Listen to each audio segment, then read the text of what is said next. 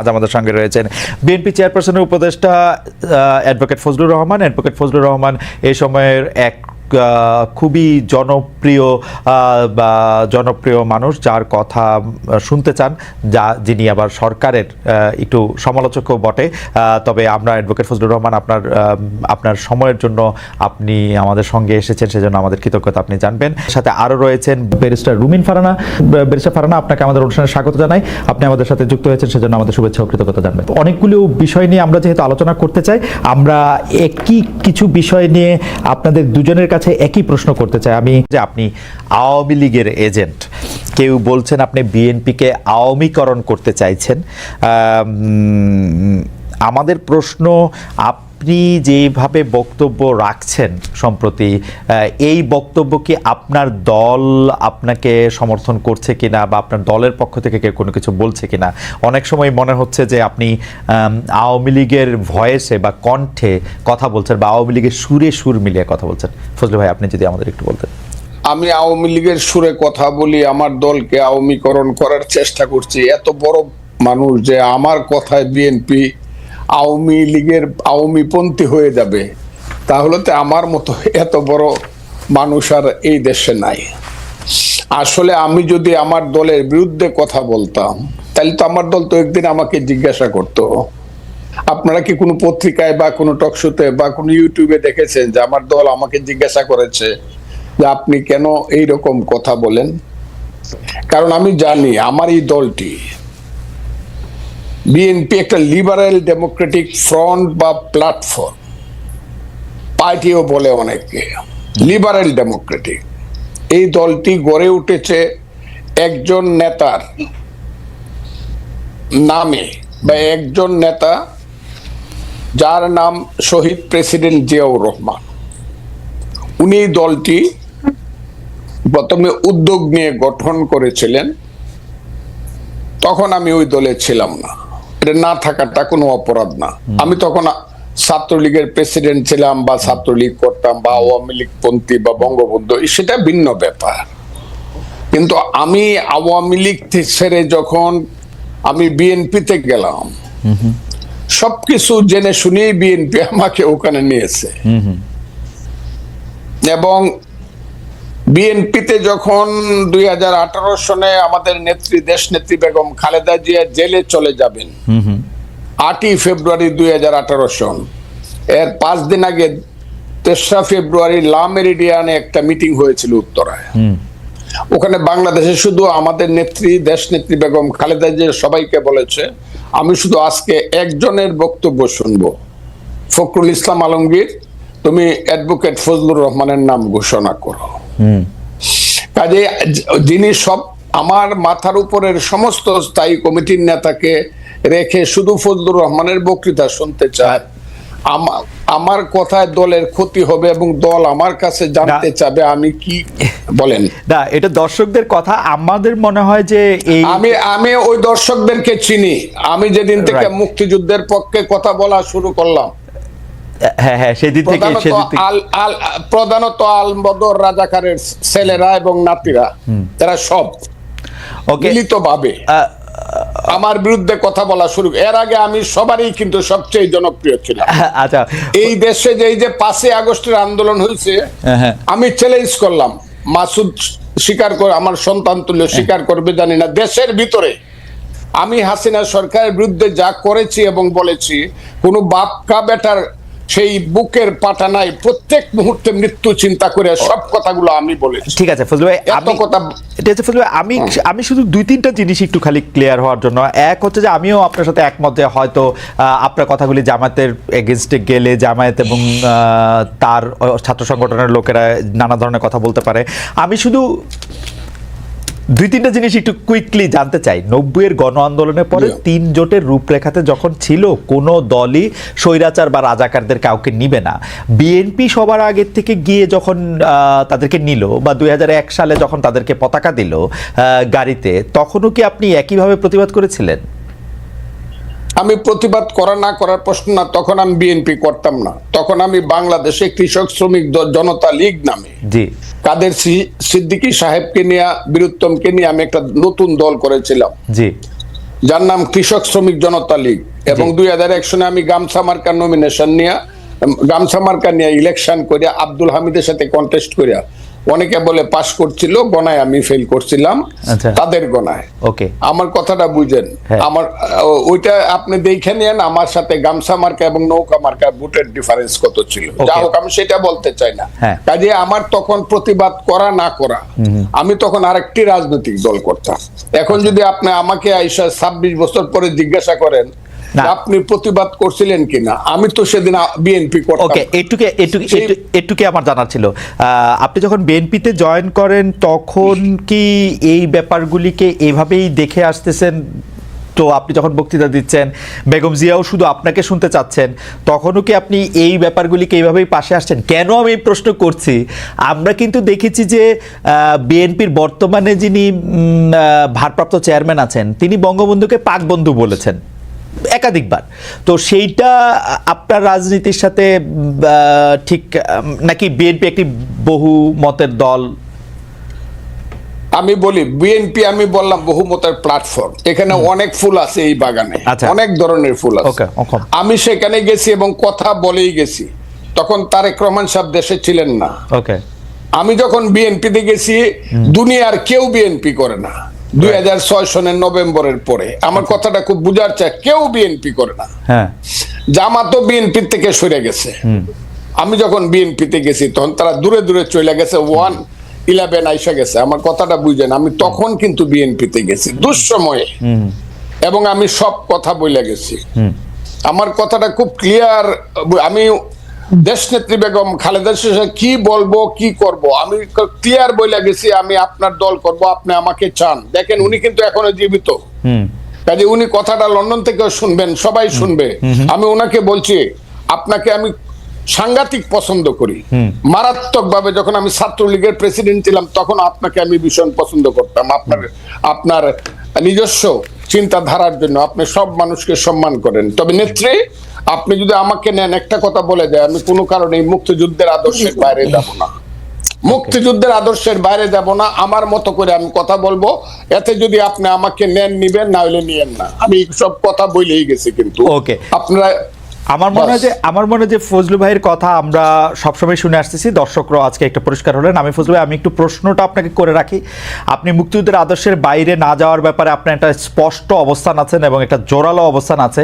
আমি আপনাকে প্রশ্ন করতে চাই যে 53 বছর পার হয়েছে মুক্তিযুদ্ধের পরে, 54 বছর টু বি এক্সাক্ট, মানে নাম্বারের দিক দিয়ে। মুক্তিযুদ্ধের আদর্শের বাইরে বা মুক্তিযুদ্ধের আদর্শের ভিতরে আপনি বাংলাদেশকে কতক্ষণ দেখেছেন? কোন সময়টাকে আপনি মুক্তিযুদ্ধের আদর্শের ভিতরে দেখেছেন, সেটা আমরা একটু। আমি সরকারের বিরুদ্ধে ক্রিটিক্যাল। এই সরকার যারা আনছে, আমি এখনো চ্যালেঞ্জ করছি। গত 10 বছর, আমি 15 বছর আওয়ামী লীগ সরকারের বিরুদ্ধে আমি যা করছি, আমি যা বলছি, আমার নামে যে রাষ্ট্রদ্রোহ মামলা হয়েছে, আমাকে যে আমেরিকাতে নির্বাসনে রাখা হয়েছে, আমাকে যে জেলে রাখা হয়েছে, আমি 10 বছর বাড়িতে যাইতে পারি নাই, মা বাবার কবর জিয়ারত করতে পারি নাই হাসিনা সরকারের সমালোচনা করার কারণে। আমি যতবার হাসিনা সরকারকে ফ্যাসিস্ট বলছি, ফ্যাসিস্ট বা যে শব্দটা, এটি আমি প্রথম এস্টাবলিশ করছি সবার আগে। আমি একটা কথা সবসময় বলি, what Bengal things today, rest of India things tomorrow. Gokhale নামে একজন মহান ব্যক্তি এই কথাটা বলেছিলেন। আমি একটা বলতে চাই, আমি ওই দিন জনসভায় বলছি যে আমি যা বলি তার অনেক দিন পরে অনেকে সেই কথাটা বলে। এই সরকার ক্ষমতায় আসার পিছনে, ক্ষমতায় বলবো না, দায়িত্ব পাওয়ার আসার পিছনে আমারও অনেক বেশি প্রচেষ্টা আছে, জীবন মৃত্যুর খেলা আছে। আমার ছেলেগুলো রাত্র 3টার সময় বাইরে হয়ে গেছে, খুঁজে পাইনি, 5 দিন বাসায় আসে নাই। এগুলো আমরাও মাঠেও ছিলাম, বক্তব্য ছিলাম। ফ্রান্স বিপ্লব যে হয়েছে, বিপ্লবের কয়জন নেতার নাম আপনি বলতে পারবেন? কিন্তু ভলটেয়ার, রুসু, যারা ফিলোসফিক্যালি মানুষকে উদ্বুদ্ধ করছে, তাদের নাম বলতে পারবেন। এই দেশে যারা হাসিনা বিরুদ্ধে আদর্শগতভাবে মানুষকে উদ্বুদ্ধ করছে, আমি দাবি করি তার মধ্যে আমি শুধু একজন না, সবার মধ্যে আমি অন্যতম। আর বেশি বললাম না, বললে আবার নিজের ব্যাপারে বেশি ডুল পিটানো হয়। আমি প্রত্যেকদিন বলতাম আমার ওয়াইফকে, যে কোনো সময় আমি মরতে পারি, তুমি বিধবা হইতে পারো, ছেলেরা এতিম হইতে পারে, ভয় পাইবা না। এইসব কথা আমি আপনাকে বলি। আওয়ামী লীগের বিরুদ্ধে আমি যে ফাইটটা, আওয়ামী লীগ মানে 15 বছর হাসিনার বিরুদ্ধে, 15 বছর না, 96 সন থেকে শেখ হাসিনার বিরুদ্ধে। আমার 3টা ইলেকশন শেখ হাসিনা লুট করে নিছে। আব্দুল হামিদ আমার সঙ্গে 2টা ইলেকশনে ফেল করছে, তারপর আমাকে ডিক্লেয়ার করে নাই। আমি স্বতন্ত্র ইলেকশনে 96 সনে আব্দুল হামিদের চেয়ে 5200 ভোট বেশি পাস করছিলাম। 96 এর ভোটটা গণলে এখনো প্রমাণিত হবে। কাজে আমি আওয়ামী লীগের প্রতি, আমি এখন বলতেছি যে আওয়ামী লীগের লিখতে 10 বছর সময় লাগবে। আপনি কি শুনছেন আমার এই বাক্যটা? কতদিন যাবত শুনছেন? আপনি নিজে বলেন। আওয়ামী লীগের বলছি, আমি বলছি আওয়ামী লীগের হাইব্রিডরা। প্রথমত শেখ হাসিনা নিঃশর্ত শুধু ক্ষমা না, কি ক্ষমা চাইতে হবে যদি বাংলার মানুষ ক্ষমা না করে? আওয়ামী লীগের এই হাইব্রিড যারা কোনোদিনই দেশে পলিটিক্স করতে পারবে না। এই কথাটা আমি বলছি, প্রতিদিন বলতেছি, এখনো বলছি। এখন আমি বলতেছি সরকারের বিরুদ্ধে আমি না, কিন্তু সরকারের কর্মকাণ্ডের বিরুদ্ধে। আমি ইউনূস সাহেব যেদিন হয়েছে, আমি ইউনূস সাহেব সম্পর্কে যা বলছি, মাসুদ কেন, আপনি কেন, বাংলাদেশের কেউ বলতে পারবে না আমি ইউনূস সাহেবকে কি বলছি? শুনেন না আমি কি বলছি? 100 বছরের মধ্যে এমন সুসন্তান বাংলায় জন্মগ্রহণ করে নাই। বাঙালি মুসলমানের মধ্যে তিনি সুসন্তান যিনি নোবেল প্রাইজ দেন। এগুলো আমি বলছি। আমি 8 তারিখে রাত্র 9:30 উনি যখন শপথ নেন বঙ্গভবনে, আমি সবচেয়ে জোরে হাততালি দিছি। আমার কথা ছিল এই বুঝি বাংলাদেশের পূর্বাকাশে কিছুটা সূর্য উদিত হলো এবং এখন থেকে সঠিক পথে লাইনটা যাবে। কিন্তু আমি যেদিন থেকে বুঝতে পেরেছি এই সরকার কূটকৌশল করিয়া নন ইস্যুকে ইস্যু বানায়া ফালতু বাজে কথা বইলা শুধু ক্ষমতাকে প্রলম্বিত করতে চায় বিনা নির্বাচনে, সেদিন থেকে টুকটাক কথা বলা শুরু করছে। টুকটাক আমার কথাটা বলে আমি কিন্তু প্রথম বলছি ঠিক আছে 2 বছর নেন, এখন কিন্তু 2 বছর বলি না। আমি একটা নিঃশর্ত ভাবে বলছি 2 বছর নেন। আমার দল আমাকে যে তুমি 2 বছর কেন দিলা, আমি বলছি দিছি ইউনূস সাহেবের মতো লোক 2 বছর দেশ চালা। কিন্তু যখন আমি বুঝতে পারছি এই যে মাসুদ বসে আছে, তারা আমাদের সন্তান, তারাই আগামী দিনে এই দেশে রাষ্ট্র চালাবে। আমি খুব দোয়া করব তারা যাতে যোগ্যতা সহকারে রাষ্ট্র চালায়। কিন্তু তাদের যে মূল নেতা বলা হইলো জাতিসংঘে গিয়া, তার নাম হলো বোধহয় মাহফুজ আলম, যাকে মাস্টার মাইন্ড হিসাবে ইউনূস সাহেব পরিচয় করে, এতে আমার কোনো আপত্তি নেই। কিন্তু ও প্রথম দিকে কিছু কাজ করলো আমার ওই সন্তানটি, এবং কিছু কথা বললো যে কথাগুলোর সঙ্গে আমি সিরিয়া, ইরাক বা মধ্যপ্রাচ্যে কিছু আদর্শিক মিল পাই। আফগানিস্তানে এই মিলগুলো আমাকে আহত করছে। কেন আহত করছে? তারা গত 6 মাসে 6 মিনিটের জন্য মুক্তিযুদ্ধ কথাটাই বলে নাই। তারা মুক্তিযুদ্ধ বলতে চাইছে 47-কে এবং 24-কে। 24-কে আমি মাথার উপরে ধারণ করি। আমি আবারও বললাম মাথার উপরে, 24-এর জন্য আমার অনেক হৃদয়ে কান্না আছে, সেটা আছে। কিন্তু 47 আর 24-কে, 71-কে যারা বাদ দেয়, 71 হলো মুক্তিযুদ্ধ। এই মুক্তিযুদ্ধের পেট ছিঁড়েই বাংলাদেশের জন্ম। মুক্তিযুদ্ধ হলো বাংলাদেশের মা। কথাটা আমি বলি কিনা বলেন আপনি? না বলেন। মুক্তিযুদ্ধ না হইলে বাংলাদেশ হইতো না। যে মুক্তিযুদ্ধের পেট ছিঁড়ে বাংলাদেশ হলো, সেই বাংলাদেশের উপদেষ্টা হয়ে একজন তার মারে স্বীকার করতেছে না। মারে যে স্বীকার করতেছে না, সে তো সুসন্তান না। কিন্তু ফুলু ভাই, আপনি কি খেয়াল করেছেন যে 1 সপ্তাহ কম আগে জনাব মাহফুজ আলম একটা ফেসবুকে স্ট্যাটাস দিয়েছেন, যেটা শিরোনাম হচ্ছে মুক্তিযুদ্ধ মানে বাংলাদেশ? আমি শুনেছি। তাইলে ওই পেজটা উনি এই বিতর্কটা উনি সৃষ্টি, তাইলে আমি যদি বলি অবশেষে অরিন্দম কহিলা বিষাদে, আপনি যেটাকে লিবিয়া, সিরিয়া, ইরাক দেখতেছেন, সেটা কি আপনার কাছে মনে হয় এটা আপনার ইন্টারপ্রিটেশনে আপনি এরকম দেখতেছেন? আমার ইন্টারপ্রিটেশন, তাদের কথায় আমি আপনাকে বলি, তাদের কথায় আমি এরকম দেখতেছি। কেন দেখতেছি? এখন আবার কালকে দেখলাম তারা যে নতুন দল করবে, এটার যে কথাবার্তাগুলো তারা বলছে সব হলো লিবারেল ডেমোক্রেটিক পার্টির কথা। তা আপনি যদি সকালে একরকম কথা বলেন, দুপুরে একরকম বলেন, বিকালে একরকম বলেন, রাত্রে একরকম বলেন, তা আমরা আপনি একটা দেশকে কিভাবে পরিচালনা করবেন এবং কিভাবে একটা নতুন দল গঠন করিয়া? কিন্তু ফজলু ভাই, আপনি দেখতেছেন না, এরা তো একটা যুদ্ধের মধ্যে আছে। আসলে এই যুদ্ধ তো শেষ হয় নাই, এরা কিন্তু এখনো এই ভয় পাইতেছে। ফজলু ভাই, আপনার কিন্তু এই ভয় আপনি বহু আগে জয় করে আসছেন, যে এরা কিন্তু এই ভয় এখনো আছে যে আরেকটা আওয়ামী লীগ সরকার আসলে তাদের কি করবে। এবং আমি যদি একজন আইনজীবী হিসেবে বাংলাদেশের কনস্টিটিউশনটা ধরি, আপনি দেখবেন কনস্টিটিউশনে এই সকল ক্ষেত্রে, যেই ক্ষেত্রগুলো নিয়ে আমরা এখন কথা বলছি, আলাদাভাবে বলে দেয়া আছে যে তাদের ব্যাপারে পজিটিভ ডিসক্রিমিনেশন হয় এরকম আইনও তৈরি করা যাবে। অর্থাৎ সমাজে পিছিয়ে পড়া যে জনগোষ্ঠী, তার মধ্যে আনফরচুনেটলি সংখ্যার দিক থেকে না হলেও সমাজের নানান নিয়ম কানুন, সামাজিক নানান রীতিনীতির কারণে এবং political atmosphere, definitely, because nothing is outside politics, everything is political. So সেই জায়গা থেকে দেখতে গেলে রাজনৈতিক, সামাজিক এবং আমাদের যেই মানে দেশের যেই কালচার, সেইখান থেকে দেখতে গেলে নারীও পিছিয়ে পড়া জনগোষ্ঠীর একটা অংশ। সো আমাদের জন্য এবং অন্যান্য যে ক্ষুদ্র নিগোষ্ঠী আছে, সামাজিক নিগোষ্ঠী আছে, এছাড়া শ্রমিক ভাই বোনেরা আছে, প্রত্যেকের ক্ষেত্রে কিন্তু আইন করার বিধান সংবিধানে আছে, যাতে তারা সমাজে এগিয়ে যাওয়া মানুষগুলোকে ধরতে পারে। এখন আমাকে যদি আপনি প্রশ্ন করেন যে কোন কোন ক্ষেত্রে পিছিয়ে যাওয়াটা আমি একজন নারী হিসেবে একেবারে স্পষ্টভাবে দেখতে পাই, দেখুন খালেদ ভাই, এখানে কোনো তত্ত্বের প্রয়োজন নাই, কোনো ব্যাখ্যার প্রয়োজন নাই, কোনো ইন্টারপ্রিটেশনের ব্যাপার নাই, আপনি কি ভাবছেন আমি কি ভাবছি এই কুতর্কেরও প্রয়োজন নাই। আমি একেবারে সাদা চোখে, খালি চোখে কি দেখতে পাই, ধরুন এই যে সরকারটি গঠিত হলো, এরা কিন্তু 6টা বা 7টা কমিশন করেছে, তাই না? সেই সঙ্গে তারা নারী অধিকার কমিশনও করেছে।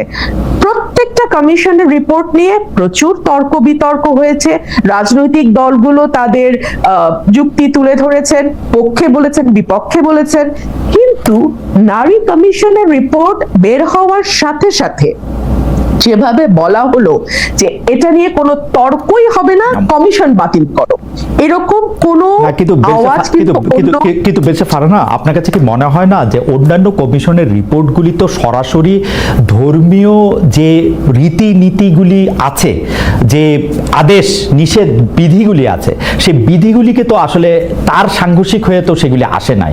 তো এটা কি স্বাভাবিক প্রতিক্রিয়া না বাংলাদেশের ক্ষেত্রে? আপনি যদি মনে করেন এখন অন্য কমিশনের ক্ষেত্রে এরকম কোনো নীতি থাকতো যেটা আসলে ধর্মের সাথে সরাসরি সংঘর্ষ করতেছে বলে কেউ মনে করতেছে, তাহলে সেইটার প্রতিবাদ করতে পারবে না?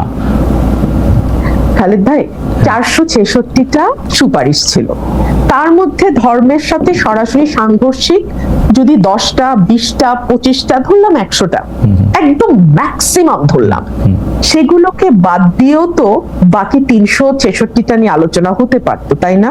কিন্তু সেই পথটাই বন্ধ করে দেওয়ার কথা হলো। 1, 2 হলো কোন কমিশনের সদস্যকে, আমি আপনার এখানে কোট আনকোট এই শব্দটি উচ্চারণ করছি কারণ আমি চাই না শব্দের ট্যাবুর কারণে আমি শব্দটি উচ্চারণে বিরত থাকি এবং অন্যরা মনে করুক যে এই ধরনের শব্দ তো আসলে ভদ্র সমাজে অচল না। আমার ওই কমিশনের 60 নারী সদস্যদের বেশ্যা ডাকা হলো। আমরা না খুব সহজে বেশ্যা লিখি এবং বলি, কিভাবে আমি জানলাম খালেদ ভাই? ধরুন এই যে আপনার মতন হাজারটা, আমি আসলে এই জীবনে গত 17 বছরে কয়টা টকশো করেছি আমি জানি না, মানে লক্ষাধিক হয়েছে কিনা তাও জানি না, হয়তো হয়েছে। এখানে ম্যাক্সিমাম কমেন্ট আমার তর্কের খাতিরে পাল্টা যুক্তি আমি পাই না। আমাদের সমাজের পুরুষরা এতই মূর্খ, এতই অশিক্ষিত এবং এতই গর্ধব, আমি দুঃখিত আপনার এই ভাষায় বলার জন্য, এতই অশিক্ষিত এবং এতই গর্ধব যে তারা একজন নারীর যুক্তির পাল্টা। কিন্তু বারিশা ফারহানা একটু একপেশে বলতেছেন কিনা যে গালাগালি করা হয়েছে, সেই গালাগালি কিন্তু হেফাজত ইসলামের পক্ষ থেকে, আমি কি বলবো, তারা প্রেস রিলিজ দিয়ে বক্তব্য দিয়ে তারা বলছে যে এটা তাদের বক্তব্য না, এইটা তারা প্রত্যাহার করেছে, এটা তাদের আসলে বলার উদ্দেশ্য ছিল না, এটা তারা সাপোর্টও করে না, এটা এরকম কিন্তু তারা বলছে। আর আপনি ধরেন পুরুষদের গালাগালি আপনি করতেই পারেন, কিন্তু আপনি যদি যারা আপনার অবস্থানটা সাপোর্ট করে না তাদের মধ্যে কিন্তু অনেক নারীও আছেন, ওইটাও কিন্তু একটা বাস্তবতা। খুব ইন্টারেস্টিং কি জানেন খালেদ, নারীরা পছন্দ করে না, কিন্তু আমি এখন পর্যন্ত কোনো নারীকে আমাকে কোনো খারাপ মন্তব্য বা কোনো কুরুচিপূর্ণ মন্তব্য বা গালি এখন পর্যন্ত দেখি। অদ্ভুত কাণ্ড, দেখেন 17 বছর, ইটস আ লং টাইম, আমি কোনো নারীকে দেখিনি। 2 হলো হেফাজত কখন বলল? যখন দেখলো চারপাশ থেকে এত বেশি সমালোচনা হচ্ছে যে সেটাকে কোনোভাবে পাশ কাটানো যাচ্ছে না। 1। 2 হলো হেফাজতের যেই শত শত লক্ষ লক্ষ হাজারে হাজারে ভাইয়েরা সেখানে উপস্থিত ছিলেন, তাদের কারো একবারও মনে হলো না যে ইসলাম এই নোংরা ভাষায় গালিকে কি চোখে দেখে? ইসলামে এই ব্যাপারে কি বলা আছে? একজন ভাইও কি উঠে দাঁড়িয়ে প্রতিবাদ করে বলেছেন যে আমার ধর্ম এই ধরনের গালিগালাজ প্রশ্রয় দেয় না, অ্যালাউ করে না? কেউ তো বলেন নাই। সেখানে শুধু যে হেফাজতের ভাইরা ছিলেন আমার তা না।